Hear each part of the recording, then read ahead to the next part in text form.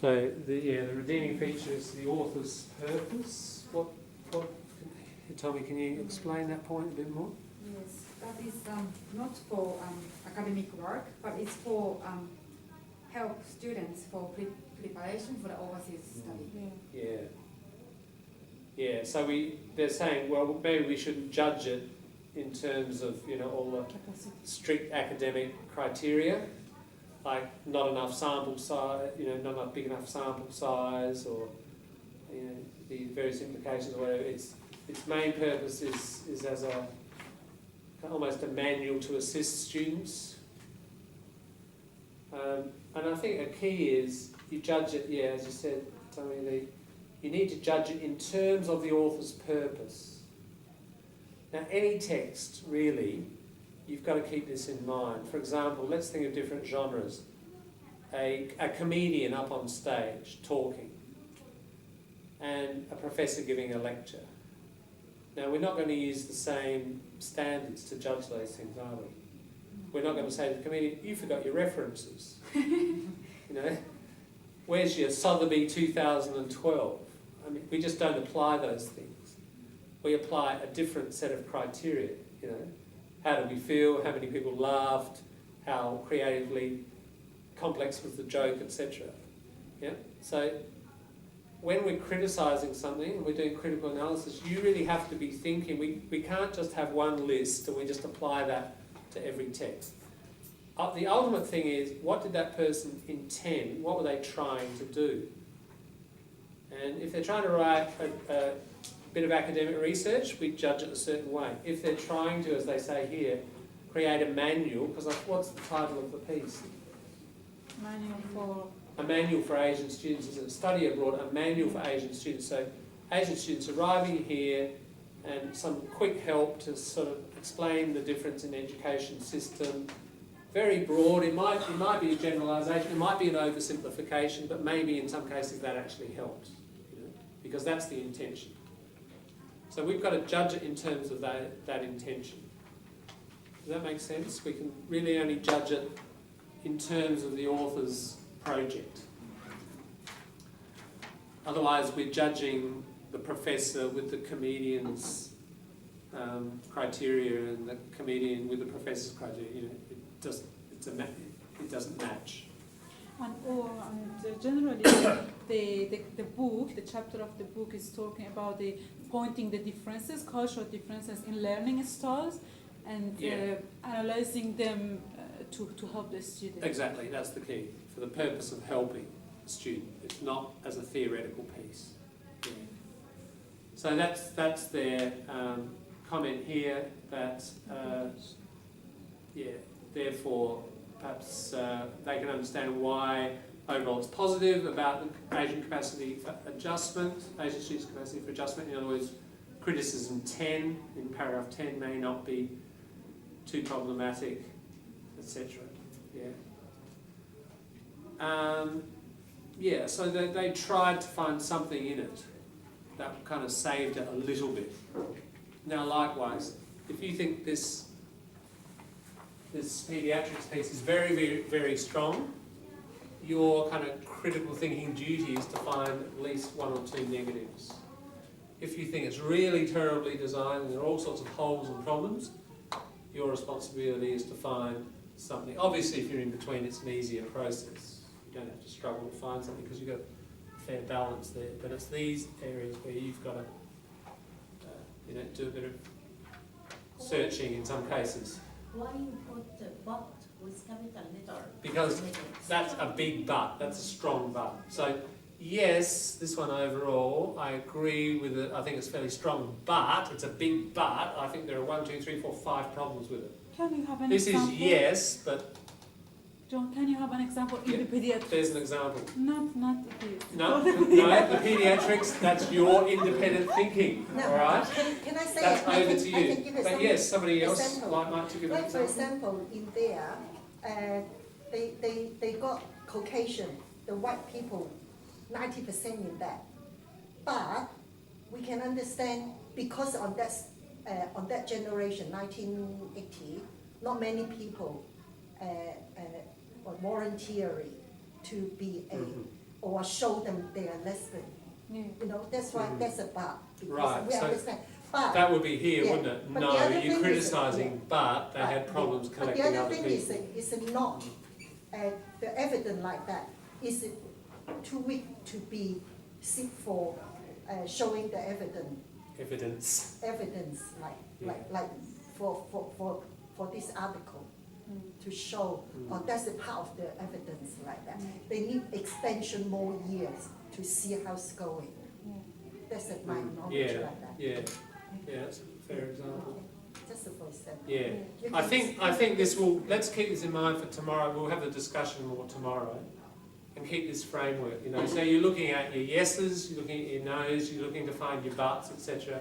I think it's a helpful framework to help generate Yeah. ideas. Because it's our first time to criticize. Absolutely, yeah. I don't think it's your first time. You know, we do it all naturally, but it's the first time we're doing it so systematically Right. with this framework. Yeah. All right. What about language here?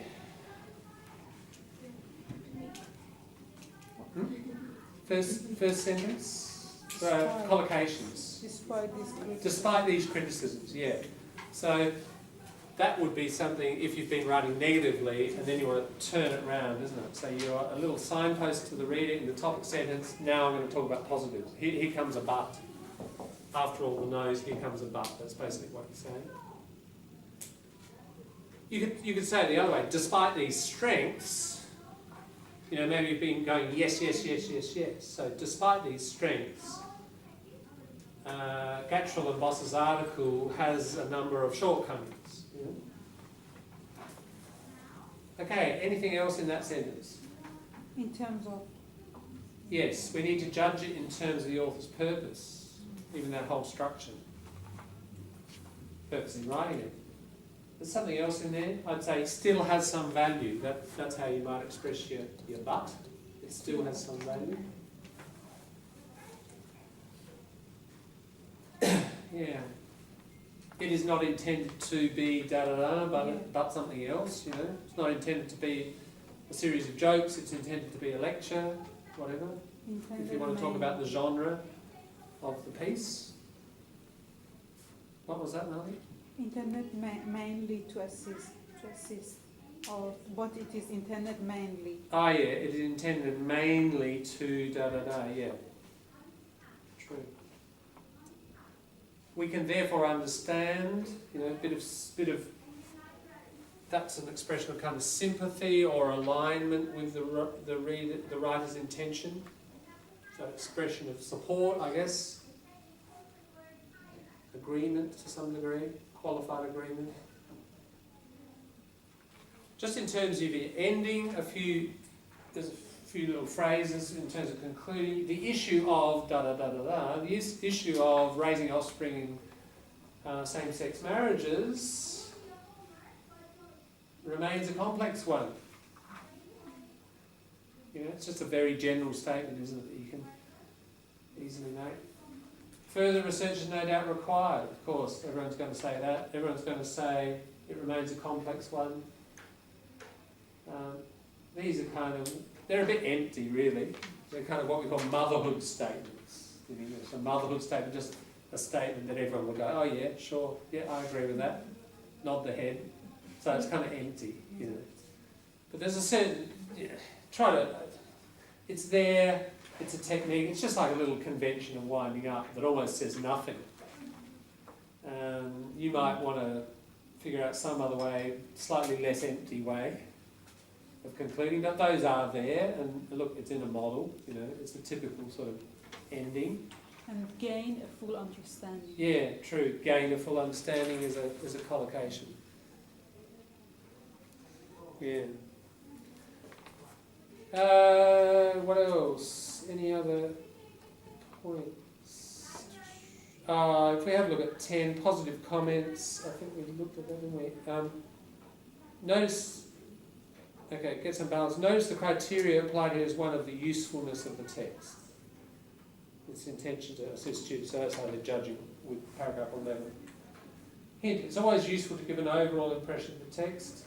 Before writing a review, try to decide whether your impression is overall favourable or unfavourable, and that's exactly what this table is about. decide where you fall, and when you generate your ideas, what are all your yes ideas, what are your but ideas, what are your no ideas, whatever. Do that work before, like as part of the concept mapping, getting your ideas out there. Structure of the review over on 11, is there anything useful there? It just says, look, it's clear division of summary evaluation, we've talked about that. They do say there are other possibilities. You may wish to summarise the first section, then evaluate it, and the second section and evaluate it. You could. I think it's safer just to stick with this pattern, because we've got a clear model for it.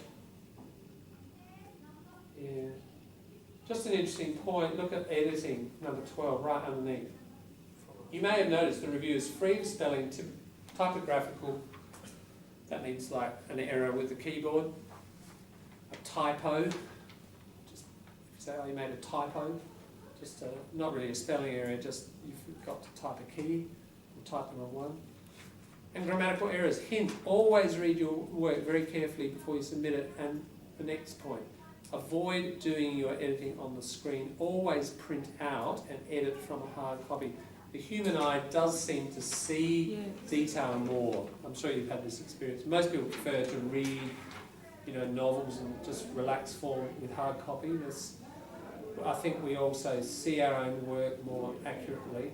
There's something about it. Who knows what it is? But you just pick up those few little errors. If you do print something out first, edit it, and then capture your errors, then go back onto the screen, change things. Just, if you have the opportunity to do that, obviously in an exam you don't, but for essay writing you do. And for this, all right, that's the treatment of the model critical review. Any issues or further questions or comments about it? Is that giving you a kind of framework and an idea of what to produce? We're going to use, this principle, so look at the paediatrics piece.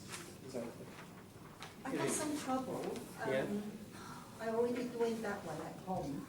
Yeah. Add up over 4,000 words in there. What? What can I do? 4,000 words? Yeah. You've got trouble, I've got trouble. 4,000 words? Listen, I don't have to follow all your questions Right. and then answer yes or no. No, those not questions, like you that. don't have to write answers to all those. Have you gone through and written answers to all your questions? Yes, Oh, yes. well look, as a thinking exercise, that's probably helped enormously, and you've clarified your ideas, and you've probably got some nice language in there.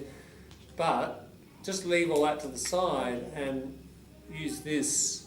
Those things, specific. those questions were just to get everybody familiar with the text, understanding it, what's going on, what are the authors saying, so that, and look, we discussed some criticism of it as we went. So pretty much the questions that were set out, we were just using it as a guide to understand. Absolutely. But our own critical thinking, like the way we're going to write the essay, we're going to be using our own critical thinking. Yes. So those questions, they're an example. They were as just a guide. a tool for a way into the text, so that we all understood it, that they helped us criticise along the way to some degree. Okay. And we've got all this understanding and ideas, and tomorrow we're going to start getting together in groups and just thinking purely about the evaluation. What do you think's strong, what do you think's weak, etc. Making notes about that. So base your writing for this on the discussion that we have and the thinking that comes out of that. Yeah. So all that's just sort of preparatory work. Yeah. Oh yeah? You got 4,000 words. Yeah. But that, Look, I don't think any of that sort of writing has been wasted at all. There's been a lot of processing, a lot of thinking. You've probably got a lot of descriptions that will still transfer into the final piece. It's all good practice. Yeah. Because a part of sometimes you're in the class, you did remind us of what's going wrong in that question. Yeah. That's why I mark it down Monday. and Right. Yeah, good idea to capture it while it's still fresh. I think No, good 5 idea. p.m. by email. and a lot Or of 5 p.m. questions hard copy email. answer in there. So, yeah. And I go through some of the words and summarize them to 400 or 500. Oh, okay. And I give you some and you give me some. Right. I got lots in there. otherwise, just every 4 Okay. Yeah, so tomorrow we'll start the discussion process, and it will probably be a couple of sessions, won't be just one. You probably discuss things, go out, think, come back, get with probably different people, have another set of ideas. So when we discuss, as I've said, any ideas that people come up with, use each other's ideas. This is not like the essay, right? This is probably a harder exercise than the essay, I think, on one level, this level of criticality. So, using each other's critical ideas For the pediatrics?